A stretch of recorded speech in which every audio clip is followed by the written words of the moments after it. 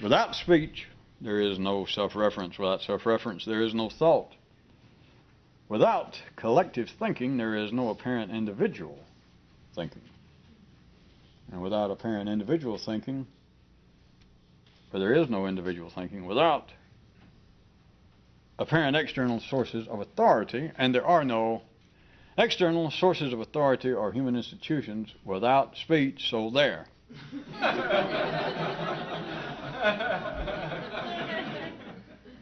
Would it have helped if I'd started out doing a piece of physical shtick? But there you are. Directly put, picking up more or less where we are, believe it or not, were that man's intellectual secondary world could not exist without what these apparent external sources of authority. And I was going to ask you to note, because I could say note the widely visible range in which this manifests itself, which, if you see it, is as all words are, as all descriptions are. This one is an understatement, but is not normally taken into account. Like everything else, it becomes fodder in the mill for pushing and pulling and arguing and criticism about social conditions. But what we have been trying to draw your attention to regarding external sources of authority are not simply the church, or a political institution. Consider it's everything from brand identification, which one of the latest ones on the sides of buildings, spray-painted Reading rules, and this drawing of a tennis shoe. Nobody'd like to stop and ponder that? See, if we were ordinary people, especially if it was your building, you could go into a small fit about how there is nowadays amongst the young no consideration or respect for private property. Or if you're a bit older and it wasn't your building, so that you didn't give a damn anyway, you could still look at it and go, my, how aesthetically unsightly. And if you're a bit more, even at street level, sophisticated, you might go, this shows the adverse effect commercialism is having on the Western world. That children have nothing better to do. They don't say something like, Lenin lives, or George Washington was a fine fellow, or that George Washington was a royalist in secret. No. What in the hell does this mean? Is some kids, it's their idea of big time, is to go Reebok rules. Have we stooped this low? Have we come this low that their biggest thing in life is them identifying with a brand of sneakers? Aren't you glad we're ordinary so we don't have to squeal like that and make these hand gestures and be upset? Well, it does. You have to either go to a doctor or buy some kind of antacid or lay down. At any rate, do you hear that this is still a source of external authority? Forever they've been attacking graffiti since I brought that subject up. And it's not, as I said, from the lowest level it could be that we're being uncivic, or someone is, to paint on public buildings and private property. But there has always been this kind of attack on the low level of how one identifies oneself with human life. For someone that has to lower themselves, that they're so unsophisticated, so unhip, that their only feeling of being an individual, that, this is even lower, I guess, than a gang.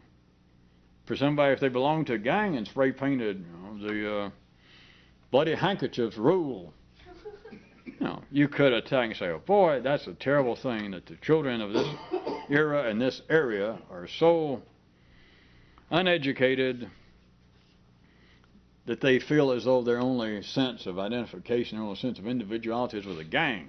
That's bad enough, so could say somebody. But then if you said, look around the corner and they saw the big, huge tennis shoe and it's saying Reebok rules, they'd think, well, the first group at least is a step up the evolutionary ladder than this. This is terrible. They just don't understand. I was going to give you a wide range. That should be crude enough. How about from brand identification to being what used to be called a Sunday Christian? Wherein, or a holiday Christian, a once-a-year Christian, wherein it is possible for a man, for it to be sufficient for a person to say, I'm Jewish, and actually not be an active practitioner. We have not changed the subject. What does that have to do with sneakers?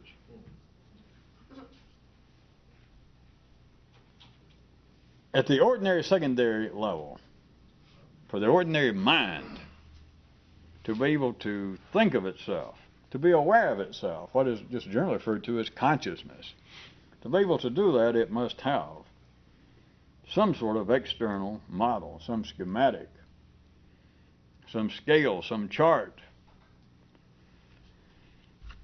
by which to measure itself. It becomes, the reason I pulled out what may appear to be silly examples or out-of-date examples, is that you can't talk about without examples. You have to bring up an example to some extreme that ordinary people, the ordinary mind can at first hear and at first have some reaction to, such as identifying yourself with a brand name. The one guy protects his hat that says Caterpillar. All right, if it gets too cheap, something that says Lakers or Dodgers. And somebody that's ready to fight. And somebody comes up and spills a drink on your jacket that says New York Mets. The man gets excited, and you can say, boy, that is so far behind what should be intellectual times that I'm just amazed. It is still being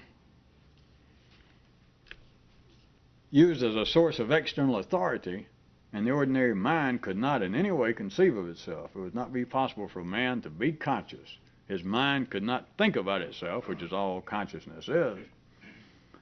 It could not do it unless there is some external. There has to be a little growth chart hung up against the wall. There has to be some kind of model. There has to be something for a man to, he can push against it, he can go to it, he can spit on it, he can try to embrace it, but there has to be something against which he is measuring himself, or the mind can never start moving. And it is only out there in the cornfields, out there in the ordinary world, that people over here who are Baptist think the only way you can judge a life well lived is by the Baptist standard.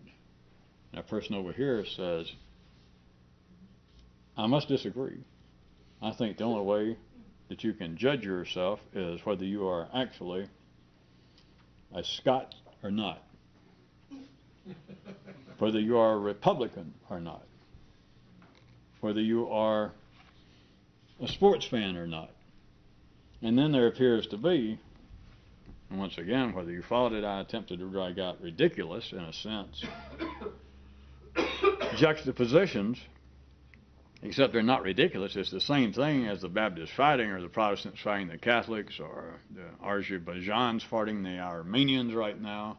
It's all the same thing. It's all a matter that how do you know who you are?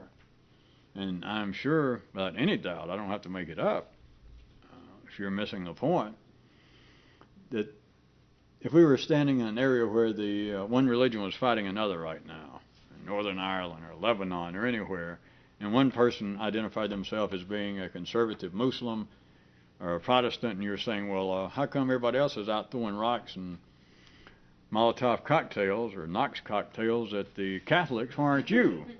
And if the kid went, well, I don't know, I never got into that kind of stuff. The prevailing opinion there is family, is friends. The collective thinking would be, what? And of course they would attempt to describe it as being potentially traitorous. How can you not join in? You know, all of your family, all of us have always hated the blanks, the Catholics, or if it's Catholics, the Protestants. It would be almost as though the person, they would call him a traitor, if it was political or religious or something else. But it's not that. It's almost as though the person fades. That I started out trying to get you to see that the individual could not think of himself unless he had something against which externally to measure himself. But it's even more far-reaching than that. That's the only thing should be in consequence. But it's almost otherwise when people attack somebody else inside their neighborhood, speaking symbolically in the widest sense, for not being a part of the collective viewpoint. It's as though the person, they may call him a traitor, but it's almost as though the person begins to fade out, but they can't tune him in. Like, who are you? I'm sure they would say something like that. You know, their family, perhaps, their mother or father. Like, who are you? I don't know anymore. I raised you to hate Catholics. I raised you to hate Armenians or Turks. And what's happened? You're walking around here with a rose in your teeth and smiling at Turks like they're human. What's happened? I don't know you anymore. They say things like that, or at least they do in the movies, which is good enough for me. Is it even those around inside the pond almost look at the fish, one particular fish, and it's like you're fading out. I can't tune you in. Back to the more pertinent, the more immediate. You should be able to just grasp this. I'm not going to stay with it. If there was not something, and you can forget about what, it doesn't matter. Just look at it as being a chart on the wall, some kind of external model, paradigm, schematic, ideal, goal, chart, paradigm. There has to be something out there against which the mind measures itself, or it can't even think about itself. That it comes down to, I am so glad to be a Christian as opposed to, or otherwise, same thing, God, I feel terrible for drifting away from the church. God, it's wonderful to be French. Or, just before they go to execute him, my God, how can I ever live down the fact that I betrayed my country? Other than the fact I'm not going to live with another 30 seconds, so it's not like that.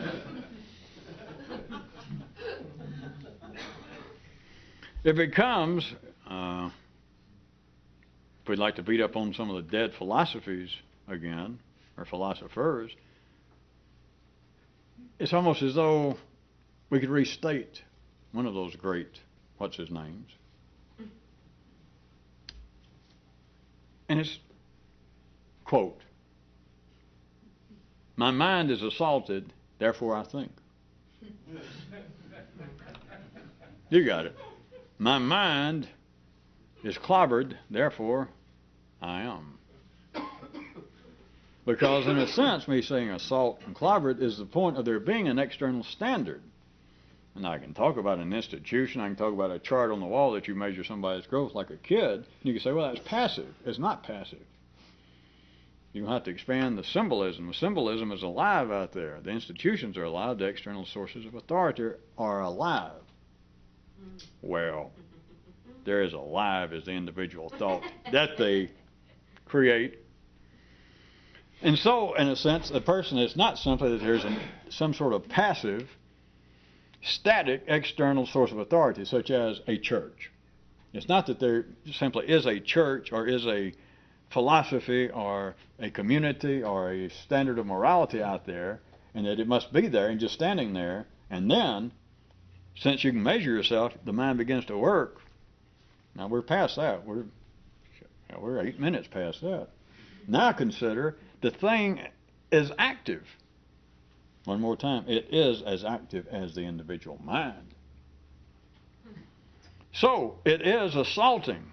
It is pushing.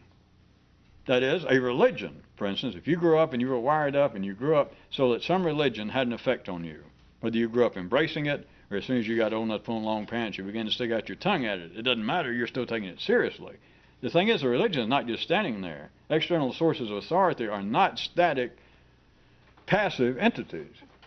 They are assaulting you, either making you feel good up here or making you feel bad up here. Which I know to the individual seems like a big deal.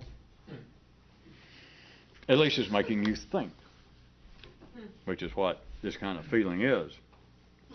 And so the update of that philosophical axiom is not I think, therefore I am. It would more aptly be put, my mind is assaulted, therefore I think. Or as the man put it tonight, and one of the Kyroots, he decided he would not believe in anything that he didn't at least half not believe in. Which Kyroot had the decency not to put in some smart-ass addendum to that, such as pointing out, hey, what choice did you have? And the answer, of course, is, oh, none. None is the answer. By now, some of you have your own passing awareness of this, of how bipolar-based energy runs even in the human mind, much less the human stomach, the human sex organs, and fingernails, and your banking account. But here it runs. And therefore, half of everything you believe, you do not believe also. Or put the way the guy did tonight, he would not believe in anything that he did not at least half not believe in. And again, and we could have added, hey, that's real big of you, sir. You followed them. So it is not simply that someone has to judge themselves from an external source, some authority, some institution. And that's the way it gets described, and that's part of the pushing and pulling of life, is people saying, well, I'm going to leave my church, or I'm going to leave my country, I'm going to leave my neighborhood, I'm going to convert to another religion, or I'm going to pursue mine, I'm going out and evangelize it. It doesn't matter what. Because it is not static out there, it is active. If you need proof, I call it proof in quotation marks. The proof is you take it seriously. That is, the proof is that particular mind, that person, actively reacts to it. That if you don't, then your connection to it is dead. It is no longer a source of authority to you. That a source of authority would be your religion if you're rebelling against it. If you are the world's leading, if we were talking about the X-religion, and you became the world's most famous anti-X-religious person, that you wrote books, that you campaigned all over the world, pointing out the follies, the faux pas, the holes, the places where it was unzipped into this religion, you do understand that it is still a source of authority. You have debunked it. You have threatened to stab yourself if people won't believe that you hate this religion, you hate this country, you hate this institution more than anybody in the world. And you've got a dagger, and you make the crowd all say, yes, we believe you, or you threaten to kill yourself. You do understand it's still your source of authority. It is only to the point that you hear it mentioned, if it came to this, and if you met somebody and said, what did they just say about so-and-so? And your nervous system's reaction was, I didn't know anybody mentioned it. In other words, it would have to become irrelevant. It is only then that it's no longer a source of authority. And so you notice, what I want you to see, that they are active. That the idea of external sources of authority are not the buildings that make up the church or Harvard, as we pointed out, but it's not even the source of authority itself. Because if you got no reaction to Harvard, if you got no reaction to the Vatican any longer, it doesn't exist. Oh, it physically exists, but so what? So is your Uncle Floyd. Big deal. But in a sense, it is no longer in existence. It is no longer a source of authority. Because if your mind is not judging itself, if your mind is not reacting to it in some way, it is no longer in existence.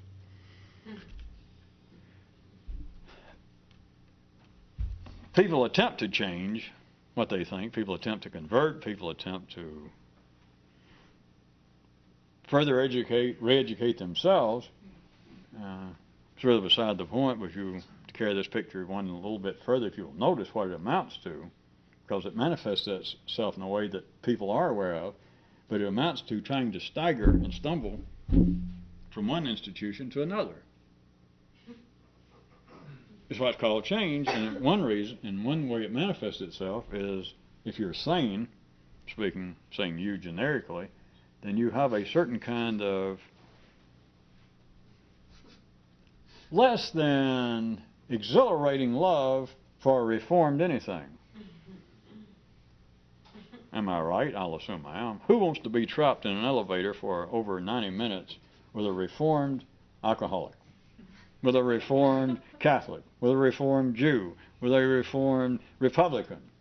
anyone who now has a mission, anyone who has seen the light, anyone who says, I have had it with that full institution, I have had it with that misleading philosophy. Because if they've had it, and they'd go to the trouble that it takes in a crowded elevator to point your finger and say, I've had it, you can count, assuming that, let's say the elevator's going to be stuck for 9 minutes, you can count on an hour and a half's worth of real scintillating, stimulating, thought-provoking conversation, can you not? Yes, you cannot. Which is why I was saying, that's the way it manifests itself, that any reasonable person, unless they're involved with the same hobby, of course, and then you just have to put up with it because you dance and they dance and you dance. So in other words, the only people that put up with reformed alcoholics are the reformed alcoholics to get together and have a little club and everybody talk about it. Take turns. That's why they got those clubs. I know they say, well, we have these meetings to try to keep each other straight and sober. No, they don't. I know they think they do. They do it because that's the only people that will put up with that crap, to listen to somebody else whine, and catwaller about, boy, God, I wrecked 3 cars and lost 4 wives because of drinking. Another guy goes, ha! I did that by the time I was 24. No, that's what that stuff's for.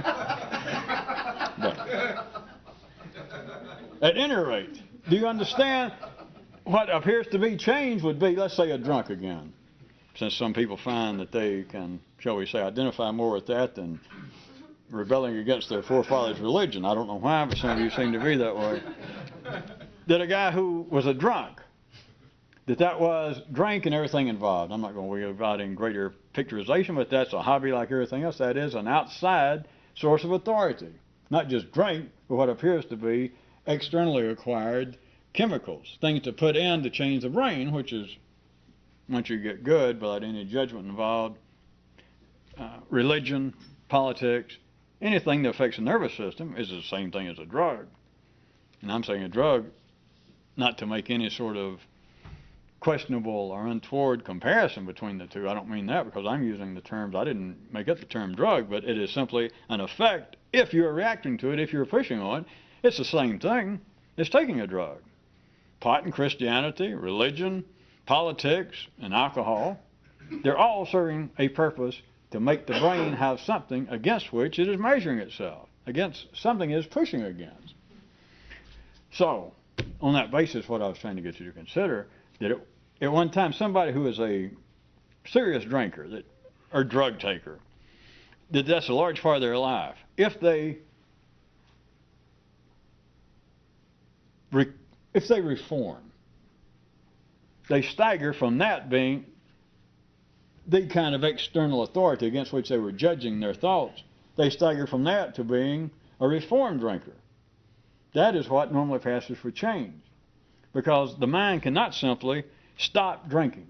The mind cannot simply stop being a follower of some religious cult. A mind cannot simply stop being, as they call it nowadays, these kind of psychological descriptions, being anti-feminist.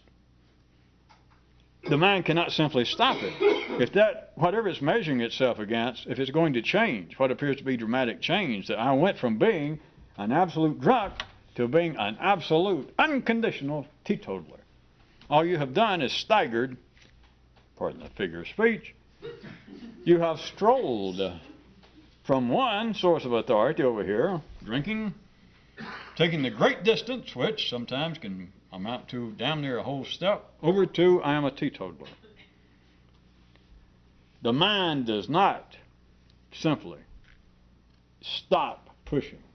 The mind does not simply grow up in some way, get reformed, get re-educated. Consciousness does not get expanded, as they used to like to call it in the 50s, which they used to like to think of in the 50s as expanding your mind, if you recall, and into the 60s, by putting drugs in it to expand it, which, no offense, there's some neat drugs. You can have a lot of fun, but that's like saying, I'm tired of living in a closet. What I'll do is I'll bring in a small box in the closet and I'll get inside the box. That'll teach them. In other words, taking drugs to expand consciousness. Of course, what they're saying is to expand my understanding, freedom through slavery. And of course, back in the 60s, not only the 1960s, but for those of you who are interested, the 1860s, the 1760s, the 1560s, the 14th. It was always someone saying, I will put myself into more captivity and therefore experience freedom. Which, as Kyroots pointed out, the guards are taught very early, which are the local guides, as you believe them to be. They're taught very early not to worry about the people, as long as they hear them talking about freedom and escape. As long as you'll say, I am a teetotaler, then those who own the great distilleries of the world have nothing really to fear. If they stick their little ears out the windows, Mr. Shenley and Mr. Daniels, and Mr. Harper and Mr. Crow and Mr. Stolzenich, see, if they stick their ears out the window and they don't hear at least the cries of down with booze, down with booze. If they put their ears out and they hear down with all kinds of stuff and they keep listening, down with it, and suddenly they don't hear anybody attacking booze, then they may worry. Then they may consider going into another business.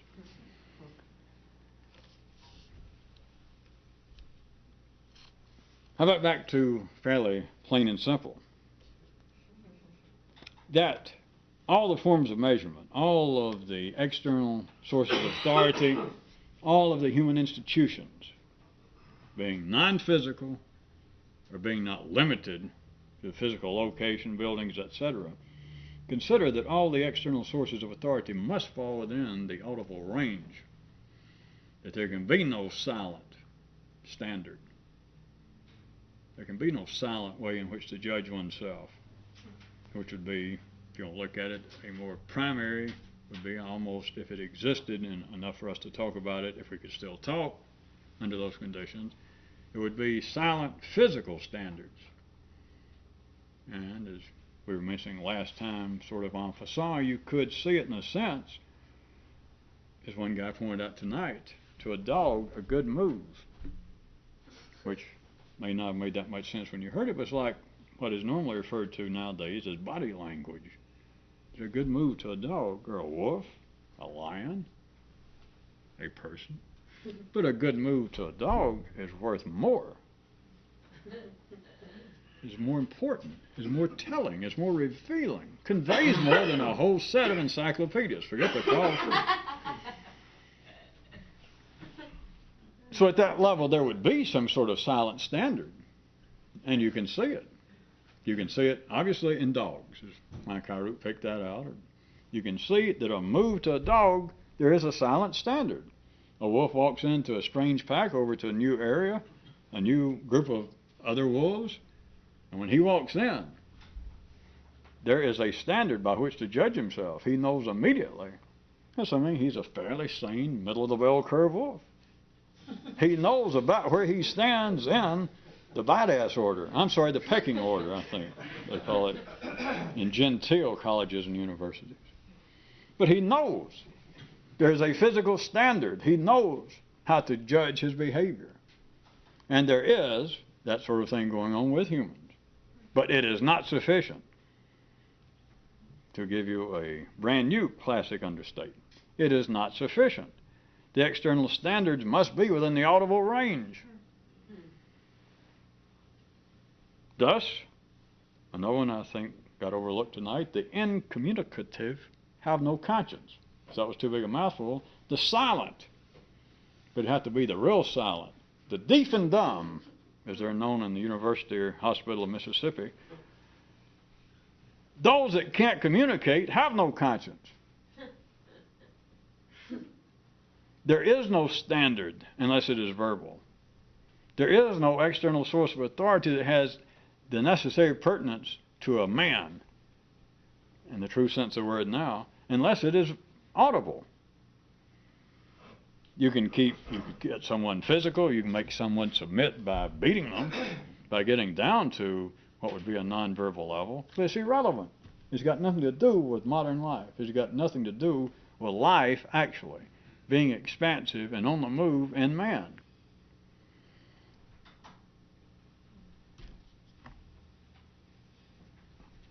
If that got too esoteric, whatever the hell that means, how about this?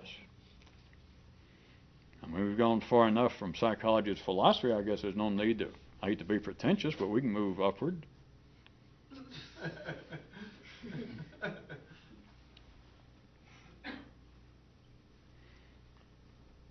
A 98-pound weakling having a photograph of Mr. Universe of 1991, the photograph is not sufficient inspiration. I always like to pause in the middle of a good story for a second. So, even though I'm going to play the part for you for people's minds, you can imagine you're ordinary anyway and go, well, no, that's not true. Sure, it's true. For any just ordinary young man, or even an old man, for a modern person that was interested in this kind of thing, a photograph here, or a woman that wanted to look more like whoever they want to look like, Jane Fonda, look thinner, trimmer, better posture.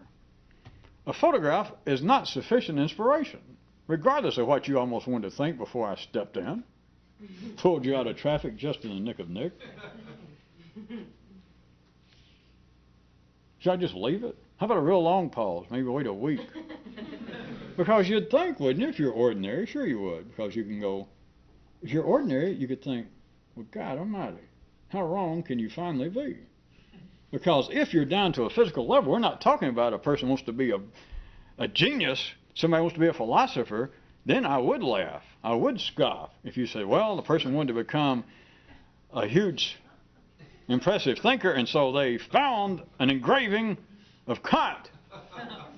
And they thought, oh my God, I can't do it. This is my inspiration. You could say, well, I'll laugh at that. But now wait a minute, you have gone to where? Far.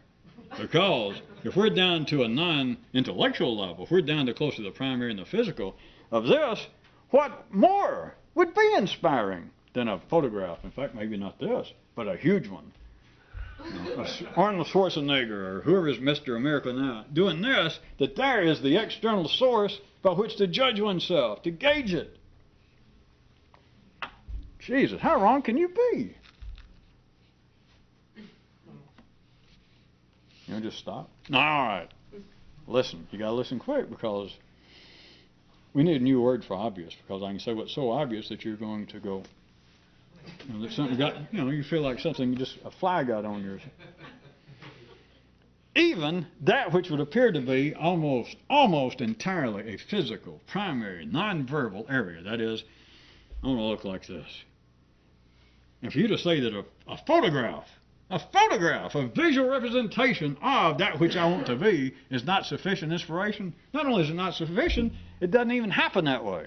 Because a modern man cannot be involved with judging himself that way unless, are you ready? Unless he somehow, not somehow, unless he can describe to himself how it will all be when he does look like that. Do you follow? Obvious shouldn't even be allowed in the same verbal universe, but there is nothing to call it. Do you hear? It is the workings of the mental closet. It is home on the range when you live in the neural top 40 or bottom 40. A man looks that, yes, that's what I want to look like. Everything that goes with it, or a woman, I want to look like this. Except if they could not be thinking, if there was not the self-reference, if there was not the speech, and the speech only has to happen here. Of course, ordinary people, they're going to blab it to somebody else anyway. But you have at least got to be able to talk to yourself and to tell yourself how it will be when you look like this. When you go back to your high school reunion, or when you go to that bar down the street that you hadn't been in 6 months since the last time they humiliated you, however long it takes, 6 months, a year, when I get like this, and you picture yourself walking back in, that same bartender, that same guy that gave you trouble, and you picture how it's going to be. Without that, this is no inspiration. That will not do. Remember where your thumb was next time we pick this up. It could be worse. I don't want to think about it either. If we're through, I'm through.